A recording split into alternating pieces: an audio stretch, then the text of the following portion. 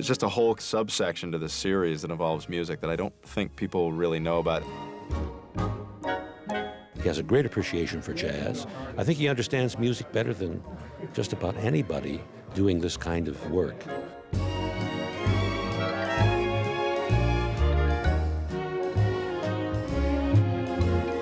You know, our composers, Ron Jones and Walter Murphy, are just brilliant, brilliant guys and are unbelievably versatile guys. You know, they have this, Henry Mancini talent of being able to just work in any style. They've both done so much work in this business. Ron wrote for the A-Team and Hunter and, Magnum P.I. and all these great action shows.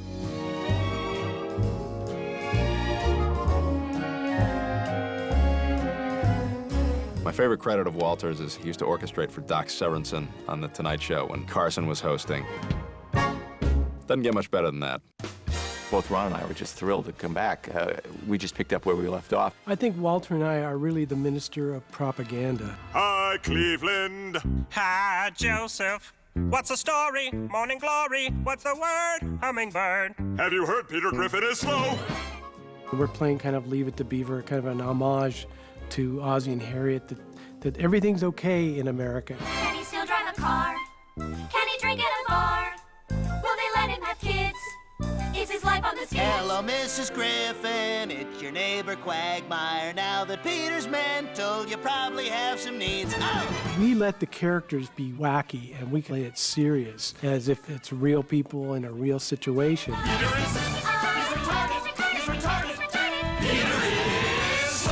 When I look back at the first season and the second season, it seemed like we were kind of like kinder and gentler, and that now we've gotten much more aggressive, much more realistic. Let me explain something to you, all right? We gotta get her half naked and put her out front center stage. And that's gonna make y'all billionaires, because America loves hot, white, jailbait ass. Hit it! Cloudy skies and rain clouds have come to stay. Windy nights and sad sights won't go away. La la la la la. But I wanna be without a care. Unicorns and butterflies everywhere. I think we just are trying to give more pop. There's more kick.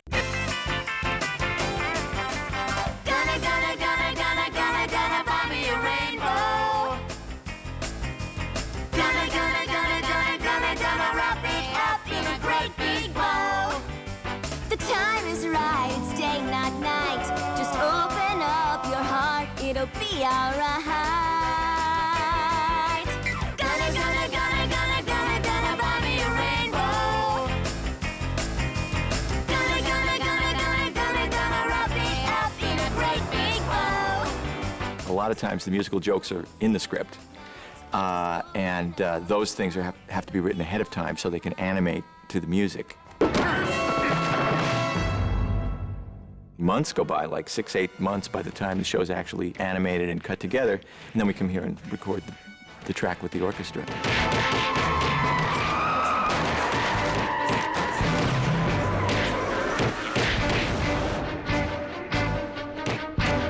We get about a week from the time we actually spot the show till we come here and record, and it's a busy week because sometimes we have anywhere from 30 to 40 little pieces of music in 22 minutes of show. It's kind of like a musical scavenger hunt every week because very often the pieces of music are so different.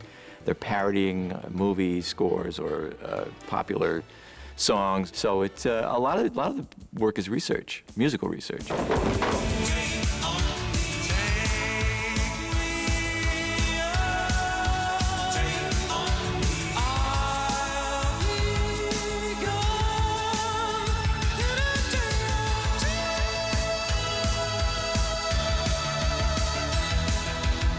The Aha video was just something that was pitched in the writer's room. It was one of those, can we do that? Would it be visually possible for us to do that? And we would go and talk to Kara, our producer, and she says, I think we can probably find a way to do that.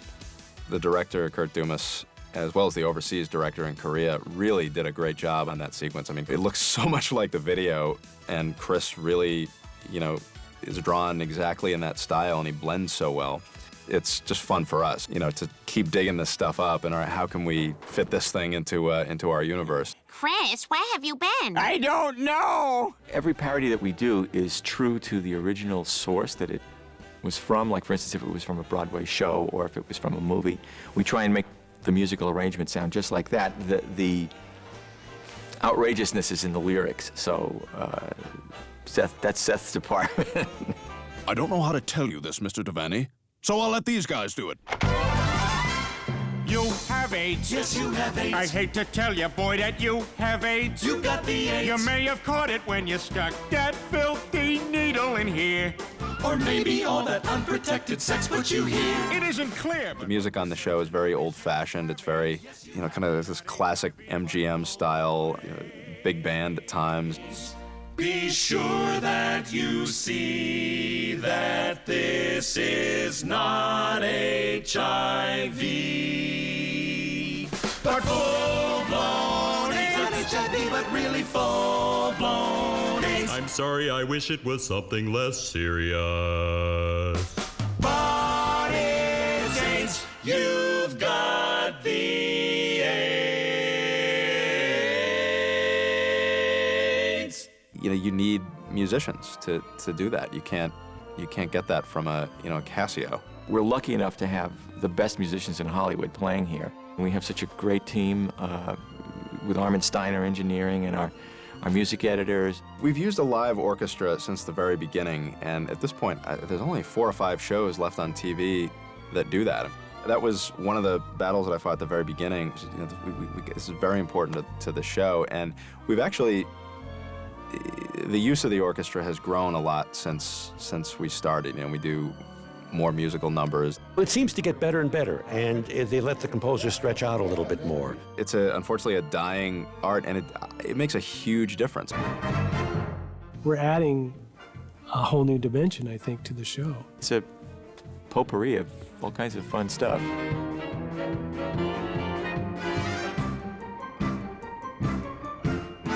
I don't think people always realize that what they're hearing is live music, but when you go in there and you see this band, the sound of that air in the room and those live players, it really, you know, classes up a show.